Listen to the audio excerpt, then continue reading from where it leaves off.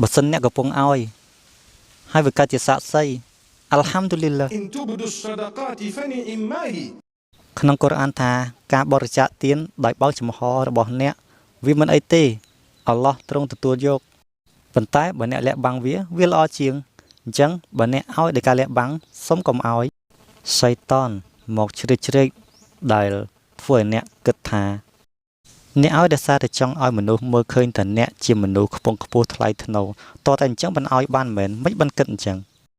ខ្ញុំឲ្យព្រោះនេះជាផ្លូវអល់ឡោះហើយបើអ្នកមានអារម្មណ៍ថាខ្មាស់អៀនឬអ្វីមួយតាមលងបន្លាចអ្នកត្រូវដោះស្រាយឲ្យលឿនហើយប្រាប់ខ្លួនឯងថាទេត្រូវប្រាប់ខ្លួនឯងថាទេកុំធ្វើអញ្ចឹងតែបរិច្ចាគកុំធ្វើម៉េចកុំឲ្យភាពអំនួតលងបន្លាចអ្នកនៅពេលដែលអ្នកឲ្យមនុស្សខ្វះខាតអ្នកមិនត្រូវមើលងាយពួកគេទេអ្នកត្រូវឲ្យតម្លៃពួកគាត់ខ្ញុំបរិច្ចាគទានខ្ញុំមានសង្ឃឹមលើអល់ឡោះថាទ្រង់នឹងទទួលយកហើយខ្ញុំសង្ឃឹមថាបានថាសួរតាមការសន្យារបស់អល់ឡោះជាលទ្ធផលដែលទ្រង់អនុញ្ញាតឲ្យខ្ញុំធ្វើរឿងល្អៗហើយត្រឹមត្រូវគ្រប់ជំហាន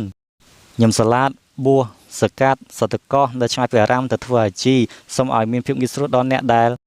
ទើបតែបានទៅធ្វើនិងអ្នកដែលទើបតែធ្វើហើយឲ្យអល់ឡោះស៊ុបហានវតាអាឡាទទួលយក